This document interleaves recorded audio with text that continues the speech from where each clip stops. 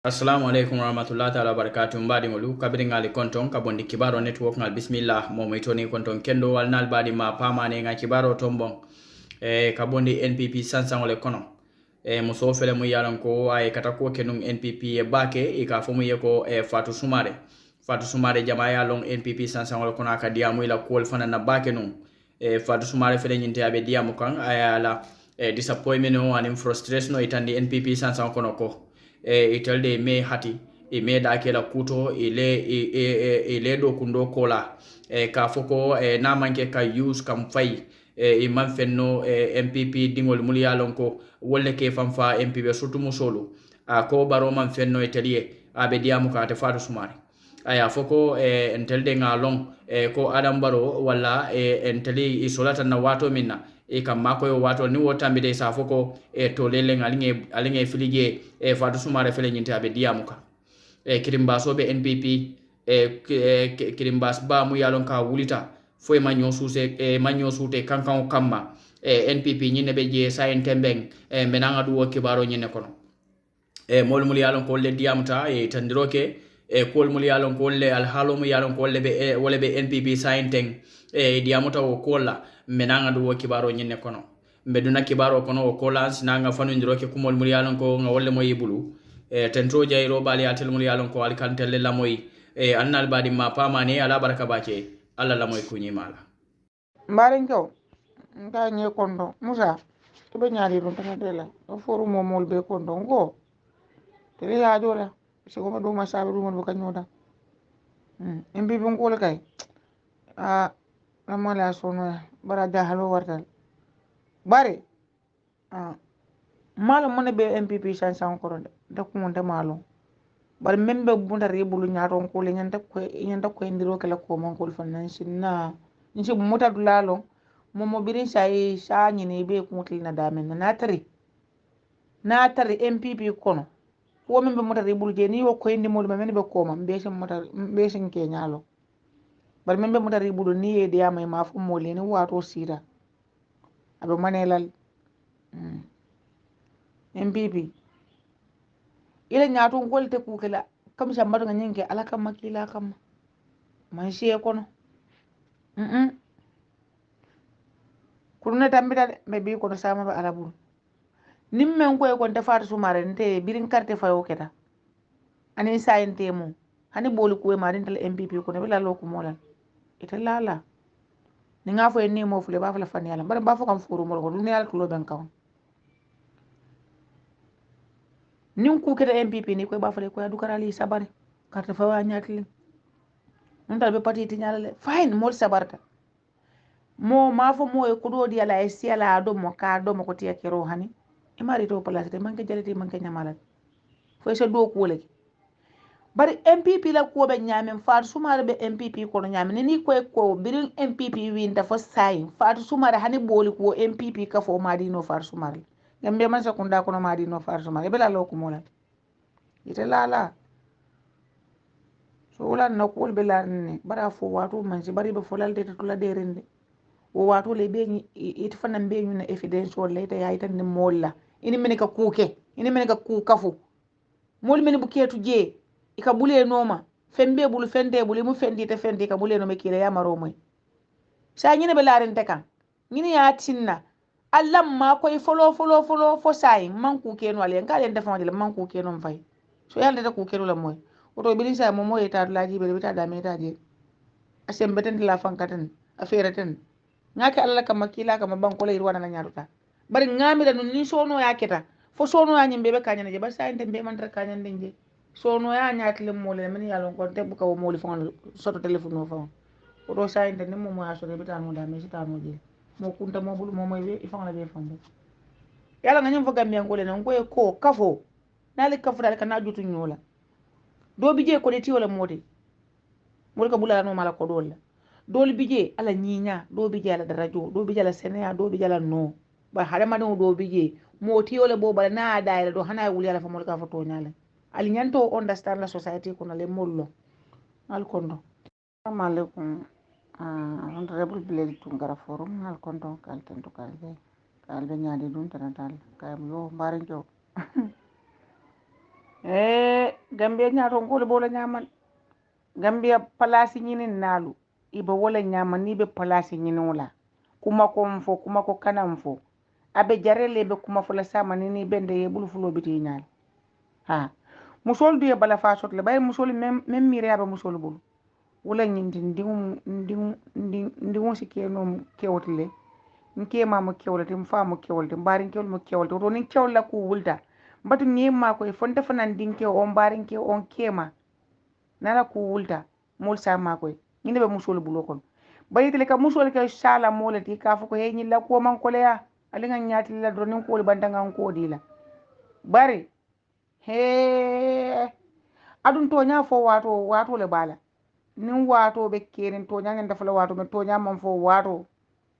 da dari wato nin to nya ka be fala tinyaro kake woto alinga findinga to nya itan nin nyola ale findi ale ko ma jibe musolla ale finda ale ko ma jibe senelal la senelal ko ila tiyol be buli man sang im nyanda kate wa fi damen fanan shilobe sorondi ali wuli palasi tiyolu nalbe palaso ni nal ali ka fere la de telephone be nyo kan hani man mel se école hani men mel se école ni men ngoma ta ke ko la ay mellon ko nyinda ay karlon asa fo ko kar ko ni bar bitlo ni école ite ko tala ise diya ma fo pare ite dan kunna bar control be bala konte bo lun lan lu jam fata nyaaw nyaalun ko lu be sotla lun ko ne ba fala samale alfanense miral nin dole place ol tañu la sayinte wol man tra système o nyin ko de MPP ko non hanni mi bay baral ni place ol minita ñole man tro place ol to de be place ko tangol le to ye murundi ko man o ye bonde banko kal saw understand ko le kon yo dum kuman tambe ala la kerte ko ko se kenol bare ko kete nyaawo nya sama ni men den dalla na le ñu dal kana jutu ñol ñan do bule la ko le kon wassalam kay ni konto ni jan sawol bendu banda we ba fala na fo ngi fa bar fo bal yawon kawsu tinya wala ni ko ya wara nak tonya yin kay mu ni ko yalde nyinta bala faade nyi mu ni ko yalde fal sumara ko ko definitely tonya to nga jawara mar roje la nga ya jambe mar roje ya jambe ni jawara tamata tedde ila moli min bu ko fatu sumara wol nyol min yana ko man karete do office do ko dino le bari at least is office fitaro fanan dila kay sedla dila fanan be balula lami ya bari diamo sharal NPP pati jaw balam kay pati bari baro fa ngani wala man seda mana momi mu pati yo nyaata ko no ngani o man sena no buka diro no buka soro so mona beni bo no mo be batalal kay wala fa panam be batalal bari baro ni aje ha okay o muita wodo sala ni businessman ol be sire be kacala pour be gameno ko ngol tayla nyame bere men ka sukurol sama nani manol ani men ben telephone bundalto berin ki wosira fo afrique le fo mento ha ela mo be janale loli anyin kuma mo la ato jabela kay ela mo be janale loli fo fana ata kuma fala wota dum ñom mo jawol ñu NPP ko ñulo ñul ni la ma jeno ñing ko ngata jeno na man tara kibirin MK wol ni fenke wala to bara kono fana to dum fa o how do you call it ramu sabalu wala ko wala fo jego fo asu ko dro jeno dro dul demo barakamal ñulo imalu muta fental man kumale imol mil bonna UDP wala ka kumaya arne ka moto say kedila fasuma la ñol dol fa lu hawla kabri sanjuma wala ni hani fonko ma dila mala membe fa la fa no hani mana mba fa nyaara hani pusu pour kera kawla ka ko ni bi ta mara sero wala ni bonna mara sero ma soto noji ram samal banu NPP la NPP bula atara UDP ya ko be for NPP ma because of all only individual interest of la kolega pour kata number ba ko NPP imaje bi NPP ko be mo ta kam fenti ko mo ta kere san kadia farus mara nyol do lu kay wo hani ran jimbo sawe bo gaso no sa ngama ko ne ko le kay no e be kela ko le ta ne mo ta fenti wan ka fenti man jara sa fenna wanta ko ko ñoo fa ne alam taro ya muy la patil APRC toñade annabila ibrahima yalo annabila ibrahima fa toña fa ma fa ele npp ko nyanta toña fo le damal temale ramu sabolo men complain ka jan toñalo han bay fal fana nene sifa complain nu jande fo karta fawlom bam fo fo moyo karta fawlom bam fo député karta fawlom ako yemi mel tombo e mel fasa ke mel yemi mel tombo ma be jurumata bankot no mo social media bo wurle ba banene ko mul be fulay alto nyand le fanto ramu sabole na kunun ko jando ay ale moto cikale ya di wala albo ngayenda musu jato ko UDP ngay ka UDP hadañ alla mo kendol balbul e problème o sifa be soto ramu sabal ni ato dum fatsumare no UDP ko le problème o sifa be la soto hano be abe sire NPP ko na ba munyala la teloga musona la fano alto ko complain no refa fo ko ramu sabal nyol la ta wala kondante ya mo ko alla mol siso be fetende al buluji balji kata faw kanal mo be alan ko nyum banko je NPP alta sira ko tek yalaw wala mo ko salantoto mbaren kew nka nye kondo musa to be nyaari dum tan dela o foru mo mol be kondo ngo tele la jola se ko do ma sabe do mo ka nyoda mbi bu ngol kay ramala sono bara jahalo wartal bare malo mone be MPP san koronde da ko mon de malo bar membe bunda rebulu nyaaton ko le nyanta ko ndiro kala ko mon ko fanan sinna ni se mota dulalo momo birin sai sa nyine be ko mutil na damen na tari MPP kono wo membe mota rebulu je ni wo ko indi mo men be ko mam be sen ke nyaalo bar membe mota rebulu ni e dia may ma fu mo le ni wato sira abe manelal MPP ila nyaaton golte ku kala kam sambado nga nyinge ala kam makila kam man siye kono kuruna tambita be bi kono sama ba ala buru nimmen ko kon te faatu sumare nte birin carte fayo keta ani sayente mo hani boli kuwe ma din tel MPP kono bela lo ko molal ita lala ni nga fo ni mo fule ba fa la fan yalla bare ba fo kam furu mo ko dum yalla tulo ben kaw nin ku keta MPP ni ko ba fa le ko ya dukarali sabare carte fayo nyatli ntal be pati tinyala fine mol sabarta mo ma fo mo e kudo di ala e siala do mo ka do mo ko tiya kero hani e mari to place te manke jalati manke nyamala fo se do ko le bari MPP la ko be nyamen faatu sumare be MPP ko no nyamen ni ko birin MPP winta fo sai faatu sumare hani boli ko MPP ka fo madi no faatu sumare gambe man sakunda ko no madi no faatu sumare be la lo ko mola ite lala so wala na ko be larne bara fo wato man si bari be fo lalde to la derende o wato le be ni it fanan be ni evidence wala ita ya itan ni molla ini mene ka kuke ini mene ka ku kafu mol mene bu ketu je ika bule noma fembe bulu fende bulu mu fendi te fendi ka bule no me kile ya maro moy sa nyine be larente kan nyine ya tinna allam ma koy folo fo sai man kuke no ale ngale defandi le man kuke no fay so yalla de kuke no la moy oto bilin sa mo moy ta laji be ta da meta je asem beten la fankaten affaire ten ngake alla kam makila kam ban ko lay wana na nyaaruta bari ngamira no ni sono ya keta fo sono ya nyimbe be kanyane je ba sa ente be man tra kanyane je sono ya nyaatle mo le men yalon ko te bu ko mo li fon soto telephone no fon oto sa ente ni mo mo aso be tan mo da me sita mo je mo kunta mo bulu mo moy be ifon la be fon yalla nga nyum fo gambe ngole non ko kafo nale kafo dal kana jutu nyola do bije ko de ti wala modi mo ko bulala no mala ko dolla dol bije ala nyinya do bije ala darajo do bije ala senea do bije ala no ba hare ma do bije mo ti wala bo bala na daira do hana wuli ala fa mo ka fa to nyala ali nyanto understand la society ko na le mollo al kondo point of correction farse mara ñu lo tajana ka ba usen ba wuri ben so manda fotile boy ya understand mbo e kela ne ndir laal mem de ke finance e to le continue wala dron ke finance e to ka bula mol abe mum place le do gola abe mum moto le sanay you know tina la kambano le moto sanay men be NPP you know ide moto sanay yalla ya de finance jana ka usen da bo ba wuri fo usen da ba fa ma ndesan alma jam fakala na be you know Roman eso sofi solo ka falo on yata mo be don ne la julo an belam tu alma alay yam fakem be wala mu duwata assalamu alaikum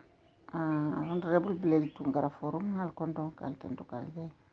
nyadi dun tanatal kayam yo mbarin jo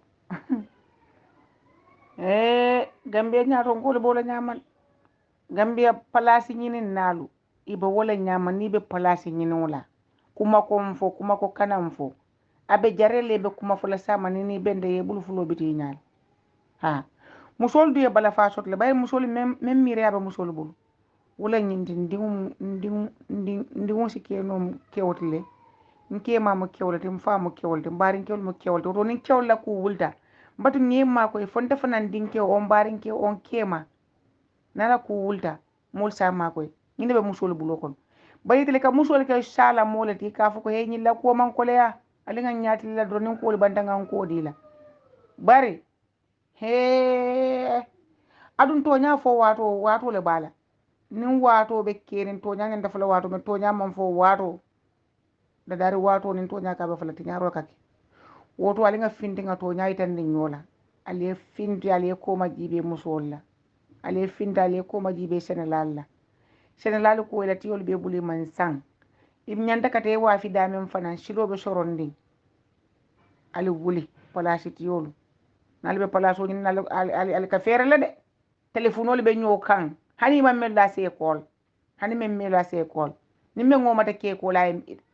ay mellon ko nyinda ay karlon asa fo ko kar ko ni bar bitilo ni école ite ko tala ise diama fo pare ite dan kunna bar control be bala konte bo lu jam fata nyaaw lu ko lu be sotla lu ko ne ba fala samale alfananse miral nin dole place ol tañu la sayinte wol man tra système o nyin ko de MPP ko non hanni me bay balal ni place ol minita ñole man tro place ol to de place ko tangol le to ye murundi ko man o ye bonde banko kal saw understand ko ko yo dum kuman tambe ala la kerte ko se kenol bare ko kete nyaaw nya sama ni men den dalla na le ñu dal kana jutu ñol ñan do gule la ko non wassalam kay ni konto ni jan sawol bendu bantawe ba fula na fo ngi fa bar fo bal yawon MPP LRR1 babulay ala baraka bake honorable faybajo ala baraka bake yalon politicianul kumalalu aninka political agenda fasa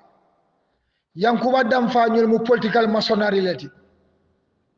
political masonary le mati interest le balade mission la nati MPP moso fono andu hani yankuba fonta soso no yalon political masonary be support lale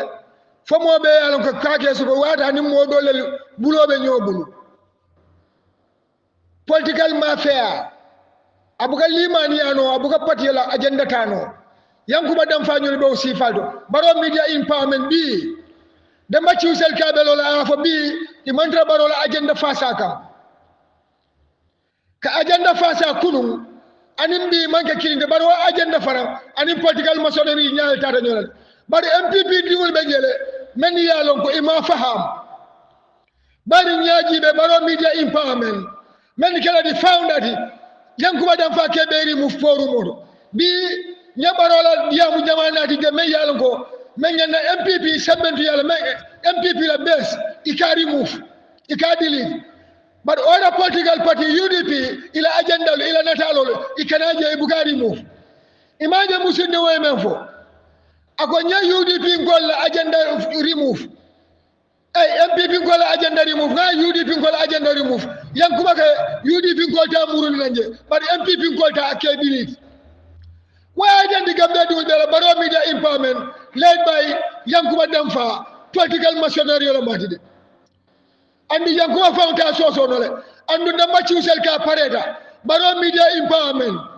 momo ko ba yankuba damfa sebentu yala aniya keleng bayla la baro kam momo yala ko te ko be president adama baro agenda la fasala ñew kuma kawnati baro media empowerment ikela message o delete ani headline on men yala ko MPP la number 1 olu kedi mu forum moto waya itandi le ko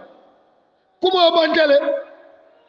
fasari kensawle ani social media idea kuma kensawle drop barbi baro media empowerment da ma ciusel ko momo beje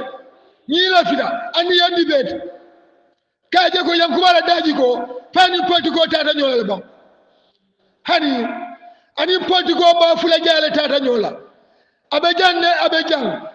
misonola si karadola abado ko la karadoye yalo political machinery politician obe buka lonno de anu kumala be buka lonno ka ko ngadi amu social media le anin ka politiko lon damba ci sel ko manke kilindi bari MPP diwul National People Party diwul baro media empowerment momo be jame président adama baro agenda fasala al remove je al faye ala bula ala fita men le ye keraje kerayena banko kam baro media empowerment bi tola modi dindin la tos dindin tola sisela atoma dindu nafa me ya tola la akawala nafa bi baro media empowerment be wala nyam mbari pit la koteke baro media empowerment dindin tola sisela len aman dindu nafa me ya tola akawala nafa bari ni siso me wala ka siga ita wafi dindu buka fendo moje baro media empowerment be wala nyam baro tola be je bari bi amandra baro la agenda fasa ka ndumala politiko dum underground nati kene mate ka fodala baduma mission fulale be bulje bari na MPP dum doli be jele wal man fa ha mo soto jede doli be je wal mo MPP lati baro kadun kala muti bari malo mission o be tamakam baro media empowerment led by Yankuba Damfa damba ci sel ka baba Yankuba Damfa political machinery la mati amandra MPP damala agenda fasala andu bafula jala la mati ala baraka bake damba ci sel la sa wulan kileta dularo nka fenje ko dayno a fon shorom bun kono no aka wurra fala fo bunga danko ya Allahu akbar to kisel ni sa wulan assalamu alaikum Mandin Network Demba Chiusel Regional Youth Coordinator LRR Nsewota baka pour kana Mandin Network bi dimanche so mandala be Mandin bama konton na mba Fatou Sonko be Mandin Network la CEO konton na tona konton la mbela Alpha Kafo konton na nyaka suturo nyol be konton ni toni konton Lamin Dabo nyol Jaman Demba Chiusel ko bi atamu MPP LRR banko dingle mati ay kuma kawo moy me yalon ko politiko bala falen politiko malole mu Mandin Network bi ye men transfer nanje Big Joe anin pate balde la interview jara islimo Demba Chiusel ko pate balde abe NRP le sanji yirika jama bari pate balde manke politician oti bari alayin kuma kawo mu maloleti Demba Chiusel ko Big Joe aka pate balde interview menna ko jara is banko kan o LRR banko kan ñim président adama barola moltani je kam même foye siku moy ka wala foye bar pata balle man kumo jabino de pata man ke politicien oti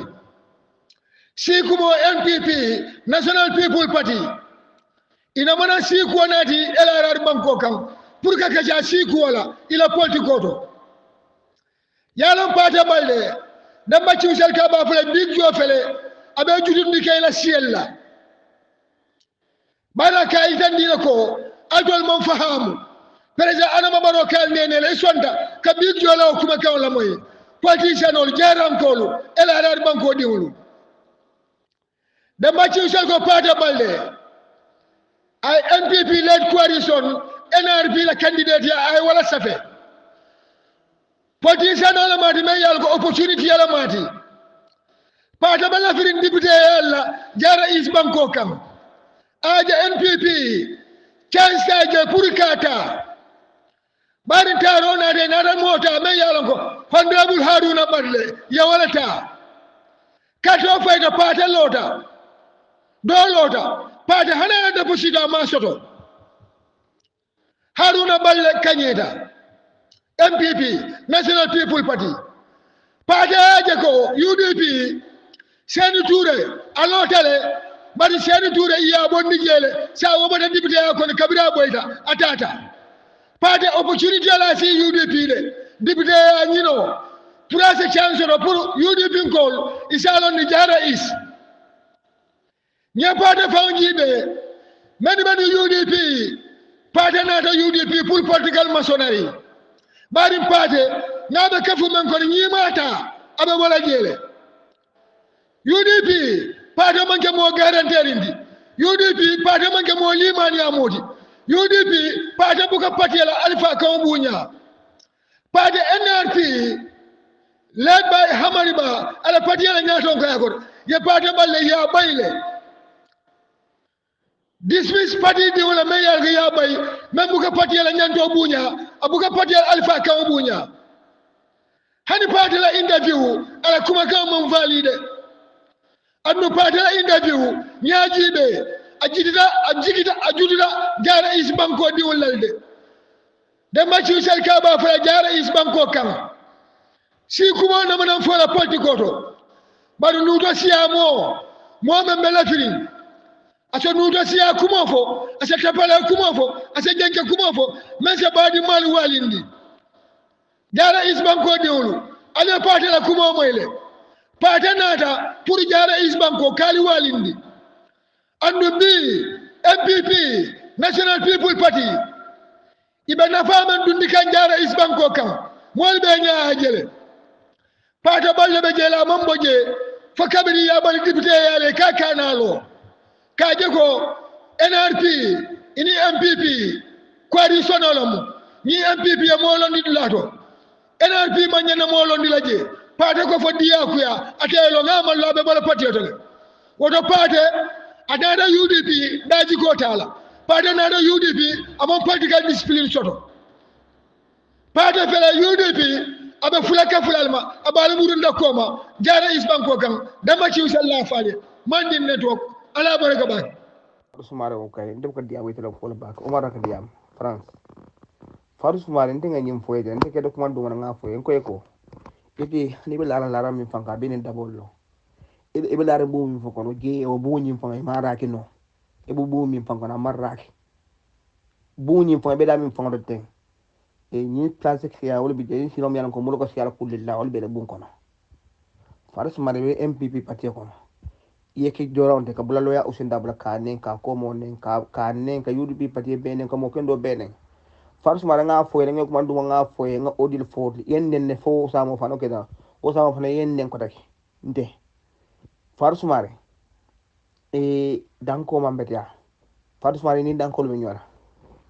ha itini danko lu ñola danko le temuda ha danko le temuda to pare molta handi demba kisal molta handi konko be la tete fan sota auto wala konko men bela tete auto poto folo konko men bela molta handi ñu wuro gambe dingol fata to lale alta mol dictate la ja al man taraka enjoy mol dahande kuma kensan fola demba kisal yelen karambu bota eta wodum yeti kono ebe men kalaji eta wulu officer ebe damen to te yale be youthal movement MPP la bironi ebe damen to te ebe wur kan damen to te ni ngala ni internet o te diam la forum mol kon ibo biro men kono finti je eta do ku wala o resise political ali wala kal sita bare mbal la bango je de maje bi mo be kumbolo banko ka everybody are suffering to get the food your family domoro ta ka ke ila dingoy ila dimbal e tebulo kan bi mo be ke mirawon banko nyimbe kola yaren fenteji imaje min kala faru maren ke fote dalale I fote lale ede se do goso gambe ma sakunda kono hani fitaro handi nem buda ko kadi no senea faru mari tadi MPP ma sakunda kono because minon yeke joron di pour que yusi kala fali neng e ko kuma jo fo alfal maji e dompi ye pajana jumala ke dema ko moy ko tege jumal fo yalon ka ko faru mari balu na fa be ken na fa jumal fo wolon bo so moli ayel no ko na fa tela ita man na fa soto ye use already kabri ye ba wato min fereng e ko ni o kay abanta balle ye fay wol nyama imaje mo ken dol nade wolta ye ke place wol de yol sama fidaro ye sama bol susara ye de fil je ke silo bun ko do ko je ilo ko ni sal ko je yo mbadi ngol mbele ya moy kumol mul yalon ko Fatou Soumaré ani modol yafo bari mbe summarize la dron Fatou Soumaré ko mo yalon kay wolef kay tandiro kala dron ko mo kilim manyim fo a fongol ya sata ka foko MPP la musoli ke use Adam Baro la musoli ke use ka foko ka musoli use muliano ko gambe dingol le moyti mumbati na tela finna fema si wosotono Fatou Soumaré ke ba debi kono lola ni mo ma janyanta fangoje ko le yabe la ngal telle kal tele banko dingolu musutu musolu NPP supporto manke kan dino mutoti NPP ibe la filala ala kamma kila kamma ye kalamuta hana madingo ni be lori ngay tiloto akaloy ni kalato altel yalla dunya beki Adam Barrow barbaro ma kalamta ka altel be existre parce que baro ka fonction wala nyam yalla mona nan kale ko baro ka fonction wala nyam baro do ko munke wo do ko nyin ni dalta do ko la is very rare hana madingo la hana madi ya timmandi is very rare ya lon ko ni modun ta nyinneto ay nyinne kenya kende ma woto nyanta ka jo akende malla woli nyakata lulu mun na lan wafo tapale yale ba kokon lan wafo be mu tapale yaleti kanyo ko kuntle kanyo tapale ya kanyo e ba katala nyaadi le e be mo imonyo ne ni la nyamen nini wo mindset install te kono a chronic te kono yewo ke farlo ti fango kono fo inata e kudo jef ibulu pour yo bondi bula ka ke kujo wolti bawo atata fa keta chronic atudum fo behavior to mu yalon ka be kono le andu atata fanam fa keta dalla fengoti andu dalla fengo bulo mandia nyinatna Adam Barrow samira ko nsi banko dingol nsi nene nole nsi nyinke no nsi keni no nyina nim pareta ngebula je ngata na hajo tamandi wala yatinna